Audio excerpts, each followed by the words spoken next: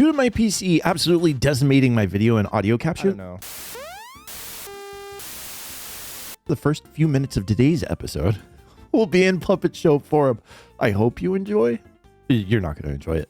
We open at the Rod with Clara, extremely exhausted, and she wants to go to bed. But what's this? She receives a letter from Laura Ravel. In the letter, Laura pleads with Claire to go help Artemy Burak.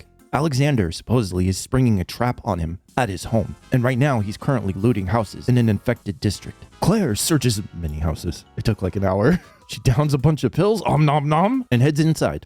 Burak skulks out of the shadows and then proceeds to say, "Oh God, I'm sick of you already. You're always interrupting my work." Claire, nonplussed by this, just blankly looks at him and says, "Okay. Well, Laura said me here there's a trap laid out by my father, so you probably shouldn't go home." Burak responds with, "What's your name again?" And then Claire leaves the infected house to return to Laura. Laura thanks Claire and gives her atropine, which is, I looked it up, it's like 3,000 times more potent than morphine. Holy shit, she's gonna get absolutely fucked up. Claire gives Laura a kiss. Mwah. Relieved that she is finally done for the day, she returns home to sleep until the mime performance at the theater. And scene.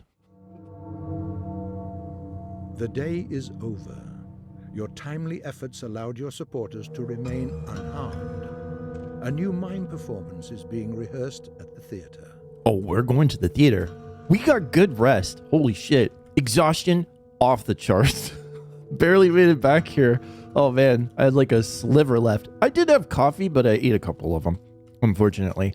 We should just talk. Okay, I'll make it. We should just talk to Alexander before we leave, just in case. Because they give you quests, him and Katarina. We'll talk to both of them before we head off for the evening to go over to the theater. I did notice we got a couple of letters at night.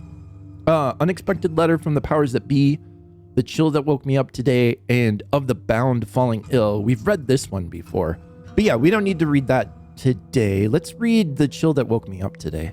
Before dawn, I was lying at a riverbank with my feet under the water. My arms were stretched out, and there were handfuls of earth in my grasp. I praised heaven for my salvation, and then turned my thoughts to my beloved children, the ones entrusted to me. It is very difficult to reach them, however, so I have no other choice but to take care of the bound. I took some of them in my ward already, so you need not worry on their behalf. I placed my hands on the shoulder of my bound ones and went after you. I've been searching for you all day long. Alas, you have slipped away today, as you always do. My wonderful hands did too much labor today. They won't serve me anymore. Everything will be just fine. I will see you soon enough, my dear.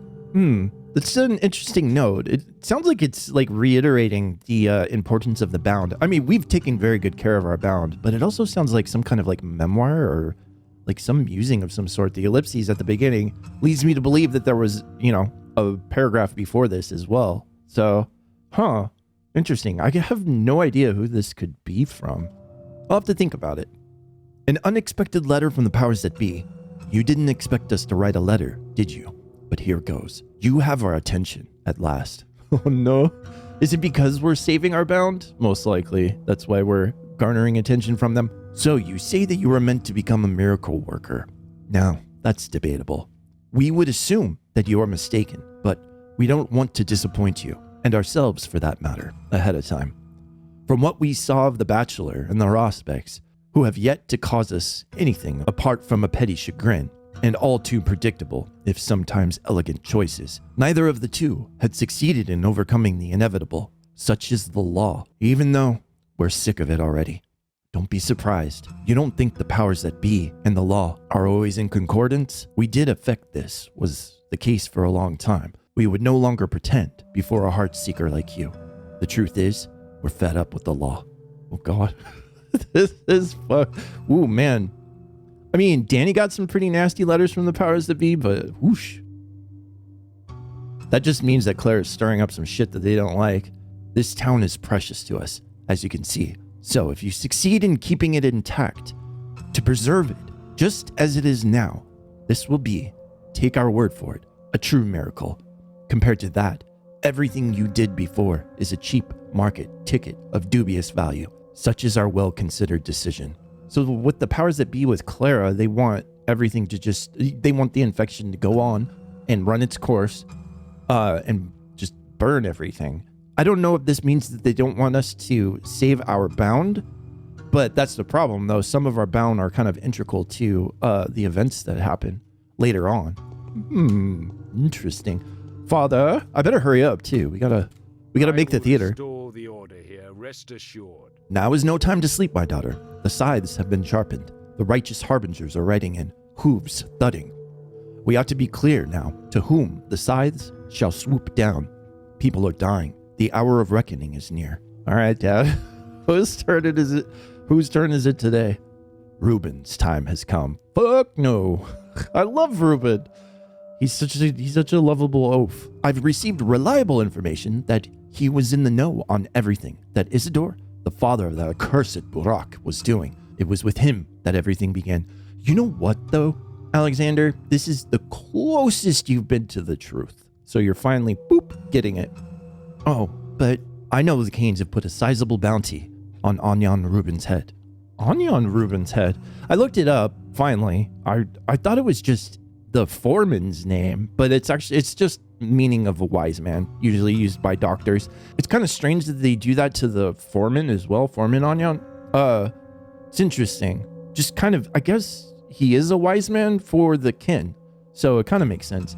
But Alexander using it in context of Rubin is interesting as well. I mean, he is a doctor, like a doctor in training, kind of. So, makes sense. It almost matches the bounty on your alter ego. Yeah, not us. They must have a good reason for it. Gregory is no fool. This closet is a veritable ossuary. Oh, please don't. Please don't send me to the Canes. Oh, God. Maria's going to give me a thrashing, Gregory. Gonna slap me while Victor watches. Holy shit. Talking to the Canes is useless, whereas honest Rubin will tell you everything himself if you find the right approach. Perhaps he is innocent. I'd like to think that he is. All right. Well, finally, he's doing innocent before proven guilty. Yep, I'll find that approach then. I have no doubt you will. Who knows Rubin better than anyone else? Thinking. Laura or Grief or Burak. That's basically it, right? That was the close-knit friend group. Oh, Vlad? Weird. Vlad the Younger. We are in a diplomatic alliance now. He will tell you the best way to approach the disgraced Anyan. You need not be secretive. Ask direct questions. He likes frankness. What is up? So Vlad's reached an alliance with Saburov? Maybe Alexander flexed on him a little bit with the knowledge that we gave him about the drug trafficking overlooking by Ogemskis. All right, I'll do as you say, Father. Oh, I know where young Vlad is. You can bet that. Rubin's communion. When the disease came to town, it was riding on the back of Isidore Burak. Stock Rubin would have a lot to say on the matter, being Isidore's longtime associate, but Rubin's gone into hiding, which suggests an uneasy conscience. Yeah, he is a little upset. He was not too keen on cutting up bodies and stuff. So, all the more reason to pay him a visit. Vlad the Younger will know what kind of hook may be used to open Rubin's doors. Is Rubin's not on here? No, yeah. Rubin's on Danny's list. I thought is he on Danny's list? I can't remember. I can't recall. All right.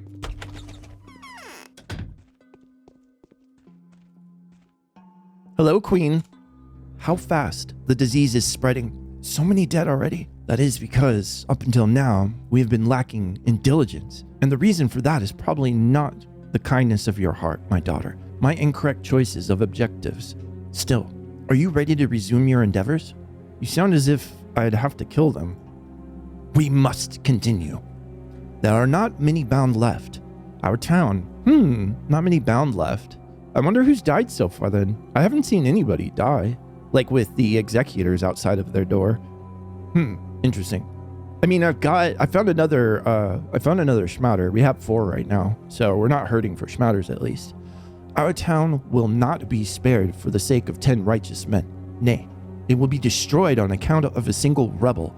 As of now, we are losing the battle, and for all I know, my husband may be exterminating the truly faithful in his fury.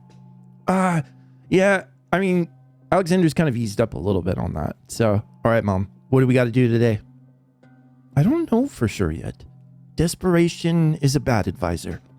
To make a move too early is always to lose. Lose the little that we have. But sometimes, even though you know it's the wrong move, you find it hard to hold back. What if you're lucky? That is how we are going to play now. Threatening the queen. Okay, so the queen probably being Maria. Oh, god damn it. I don't want to deal with her. She's just too good. And she is not like, she's usually kind of aloof when you play as Danny, like, but it's a total act. She's just acting that way to throw everybody off. And it works really good, but she has no problem exposing her true self to Clara, which is also interesting. All right, who are you going to send me to? The blade of your words will now be pointed at the very heart of the Utopians' false doctrine.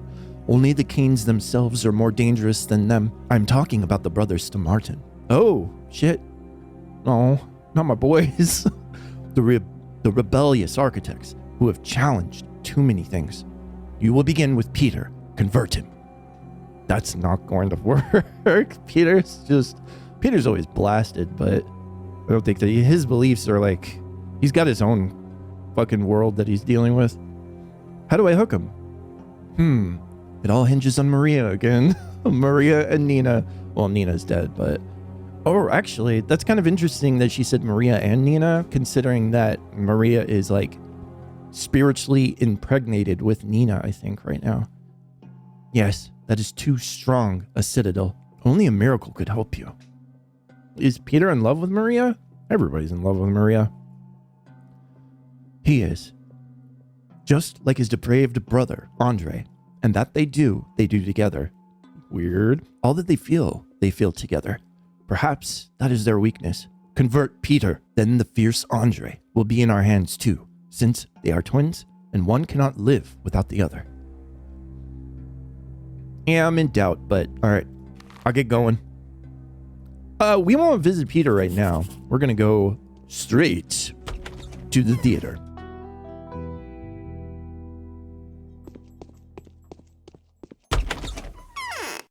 One of them is trying to fight. Who? This one. The other two will try to thwart their efforts, though. Interesting. Will they fall into the trap? I wonder. Look what they've turned the theater into. I hope they know what they're doing. Unavoidably, blood will be shed tomorrow.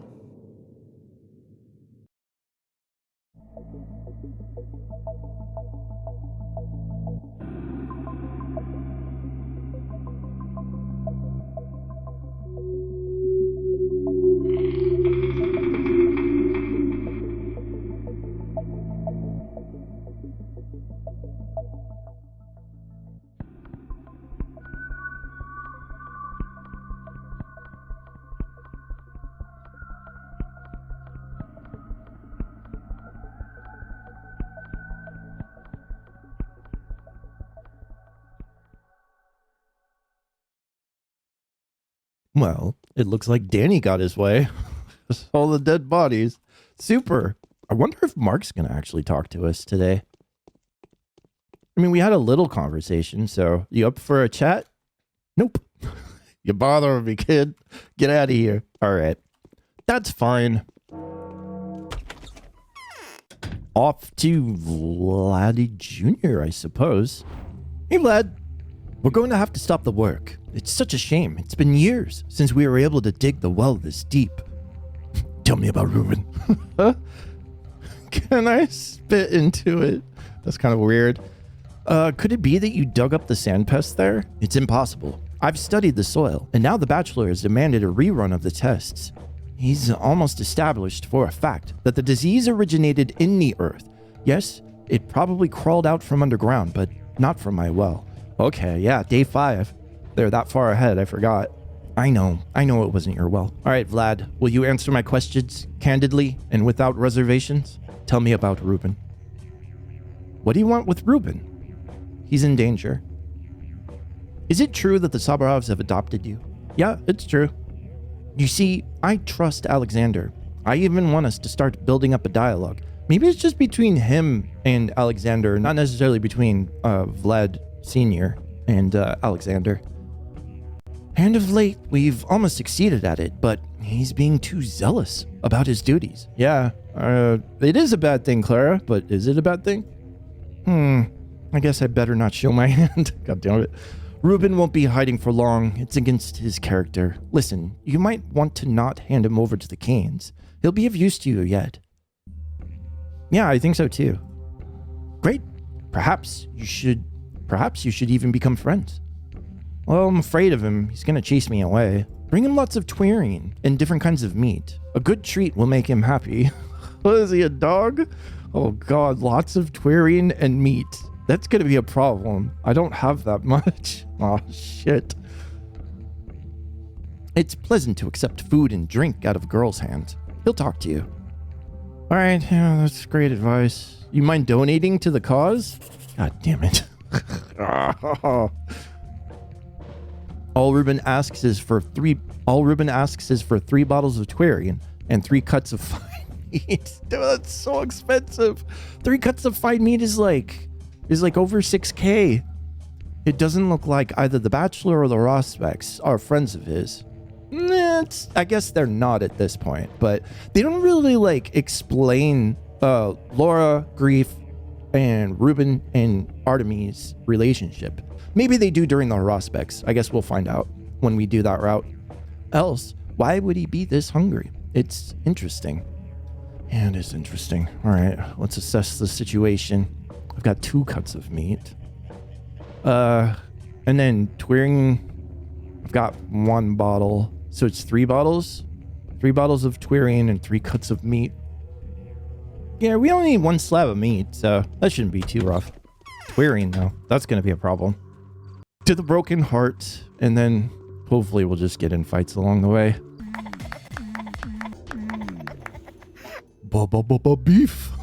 Number 3. Fantastic. And it's not that expensive. All right, twirine time. Oh, this is so easy. We only need 2 of them. Holy shit. That's it right there. We're done.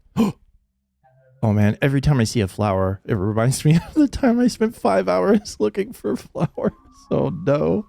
Oh, ugh. Get it out of my head. Get it out of my head. All right. So it looks like we've got everything.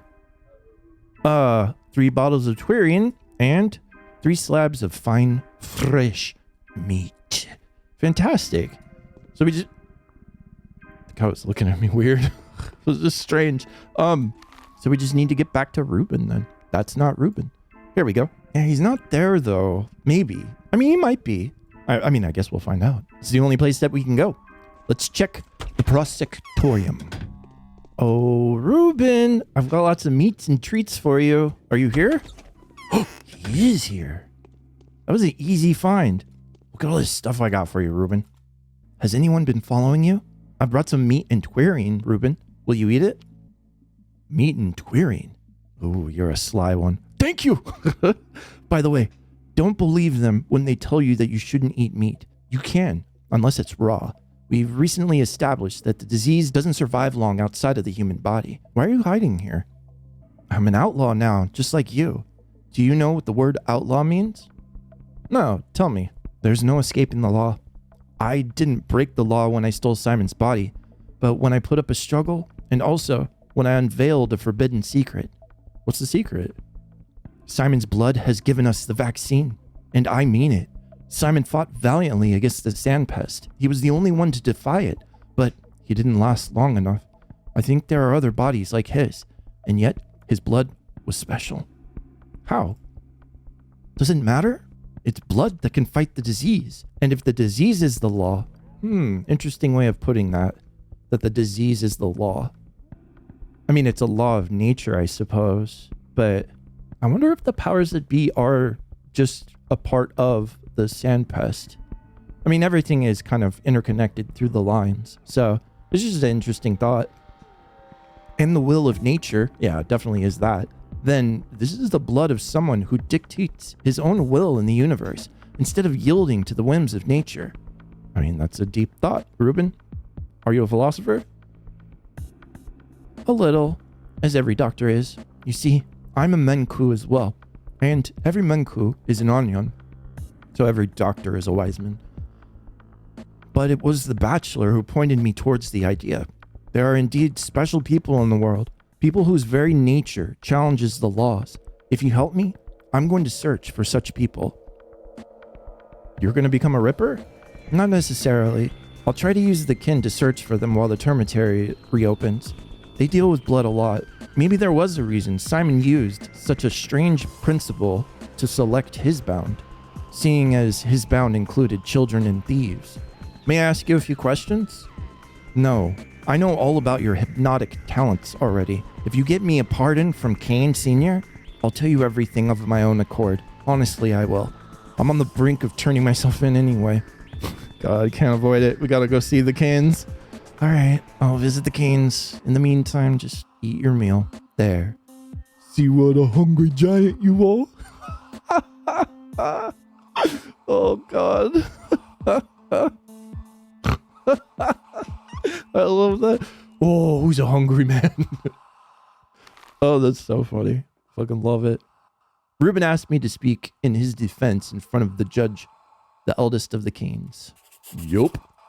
All right, Rubin. You got anything else to say? Bachelor advises against trusting you. Well, don't listen to him. He's an idiot. All right. Update. Quest. Rubin would not dare ask Gregory for his mercy. He knows all too well that a crime like this cannot be forgiven. I wouldn't solicit on his behalf either, but something tells me that if I go to Gregory myself, I will no longer have to enter the crucible as a thief in fear of being unmasked. Rather, I will become a mistress. Become a mistress as in Gregory will treat you as an equal and he'll actually listen to you. It's kind of just an interesting phrase to use. Huh. All right. Gregory. Okay. Let's go talk to the judge.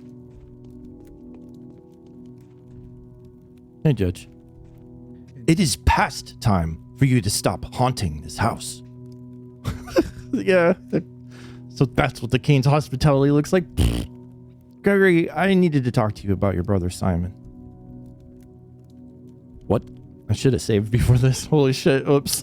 Hopefully.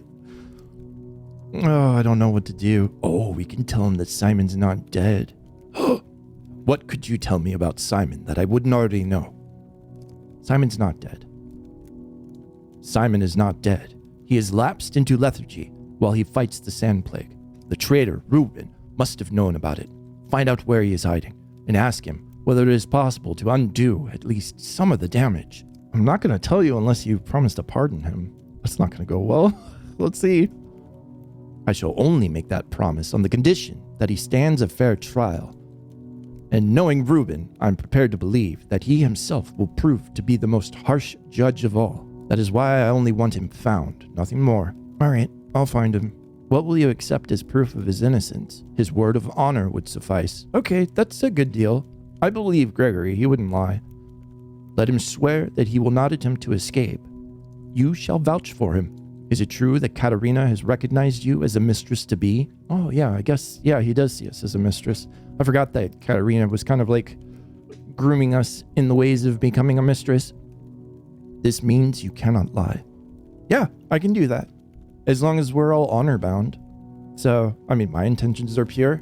Rubin's intentions were pure despite the way he went about it. All right. So Rubin's communion, no justice would be able to clear Rubin of his guilt. Yeah, it's true.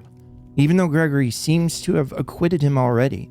This hardly matters anymore, though. They have named me the mistress. She's excited about that. Oh, man. It's a lot of responsibility, though.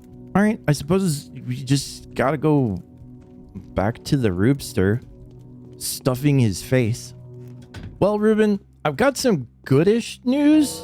You just need to, like, unburden your conscience a little bit, and I think you'll make it. I'd rather not go looking for another hideout. Yeah, that's what I'm going to talk about. Master would have approved of my actions. All right, I've spoken to Gregory, and he has agreed to pardon you. I already told you why I ripped the body apart. I won't be able to bring Simon back, but I might try to discover his secret. If Gregory cares more about his brother's mission than his person, he'll agree. What do you know about the Shabnak, Rubin?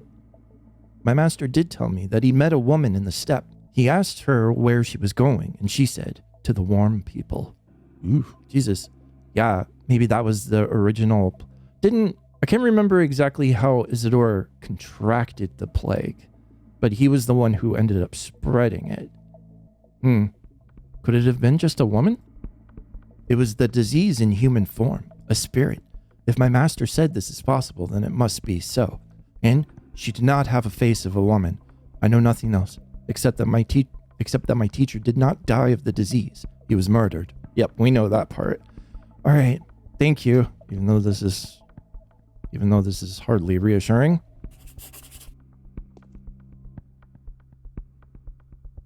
Oh, what can I say about Rubin?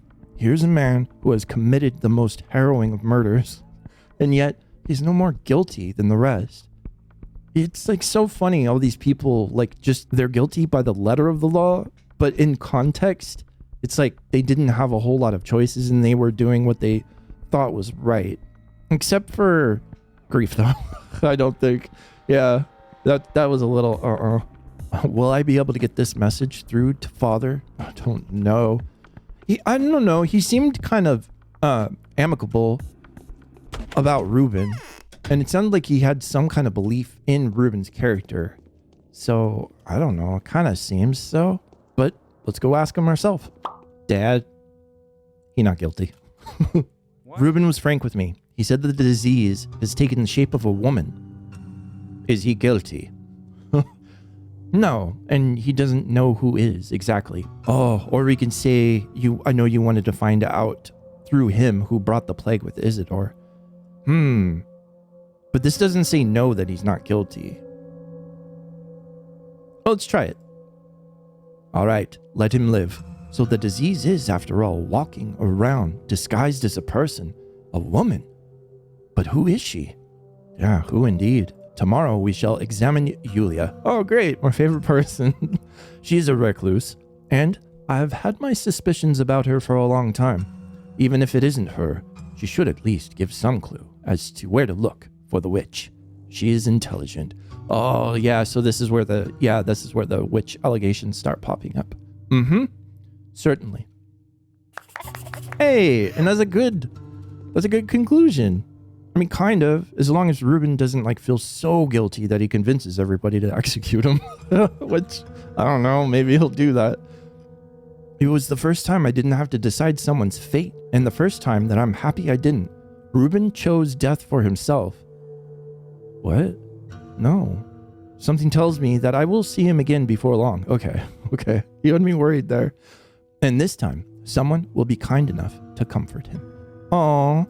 That's a good conclusion. I love it. So on next episode, we'll follow up with the twins.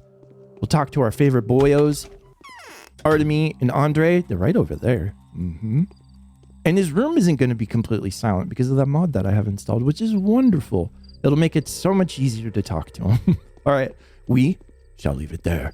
Thank you all so much for watching. I'm Lone, and this has been Pathologic.